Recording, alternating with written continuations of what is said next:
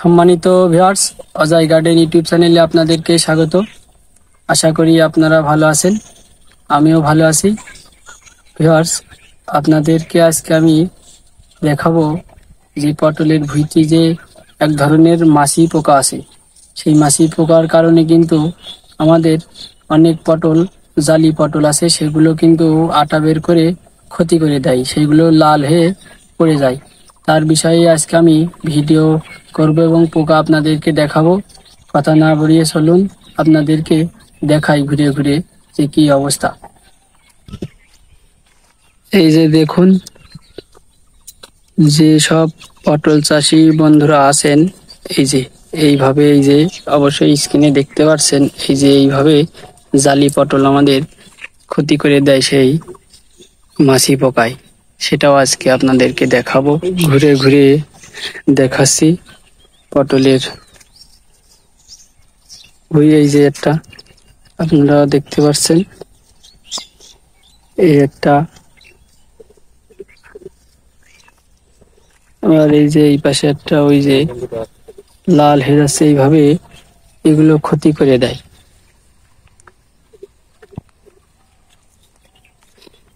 এই যে ভিউয়ার্স দেখুন যে কি পরিমাণে আমাদের পটলের জালি নষ্ট করে দিচ্ছে এই মাছি পোকায়। এই যে আপনারা অবশ্যই স্ক্রিনে দেখতে পাচ্ছেন, এই যে দেখুন এইভাবে প্রতিনিয়ত পটল আমাদের নষ্ট করে দিচ্ছে এই মাছি পোকায়।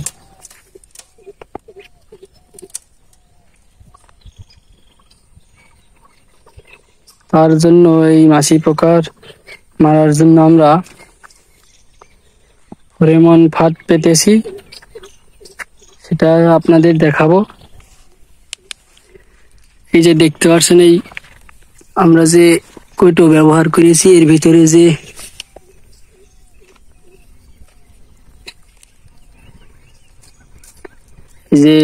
দেখতে পাচ্ছেন,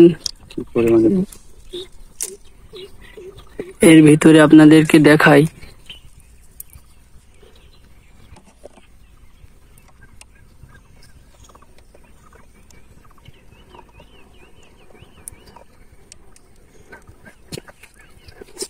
দেখুন কি পরিমাণে পোকা ভিউয়ার্স এই যে এর ভিতরে পড়েছে। অবশ্যই এটি বান্দা রয়েছে, আপনাদের ভালোভাবে আমি দেখাতে পারছি না। এই যে দেখুন, এটা আপনারা বাজারে সার কীটনাশকের দোকানে যে বলবেন যে ফেরোমন ফাঁদ দেন, এটা আপনারা সেখান থেকেই পেয়ে যাবেন। এবং এই পোকাগুলো আমরা এইভাবে মেরেছি।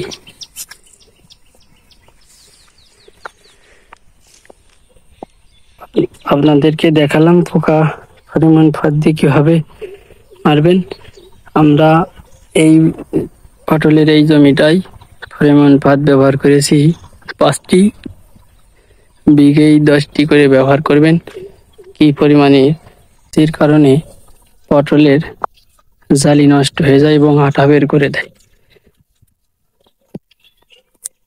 আবার পটলের জমিতে যে ঝুটকুলি পাখি আছে, ওইগুলো কিন্তু ভোরবেলা ফুল নষ্ট করে দেয়, ভেঙে দেয়। তার জন্য আমরা এই যে আপনারা দেখতে পাচ্ছেন, এই যে কাকতাড়ুয়াটা বানাইছি। এই কাকতাড়ুয়াটা মূলত যাতে পাখিগুলো না আসে, যে মনে করে মানুষ আছে, তার জন্য আমরা ব্যবহার করেছি। আপনারাও এই পদ্ধতিটা ব্যবহার করতে পারেন।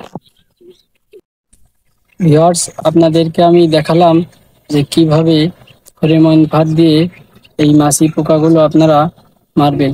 এবং কৃষক বন্ধুদের যদি ভালো লেগে থাকে, অবশ্যই একটি লাইক, শেয়ার এবং কমেন্টের মাধ্যমে আপনাদের মতামত আমাকে জানাতে পারেন। এবং অজয় গার্ডেন ইউটিউব চ্যানেলটি সাবস্ক্রাইব করবেন। পরবর্তী কোনো এক সময় নতুন ভিডিও নিয়ে আবারও দেখা হবে। ধন্যবাদ।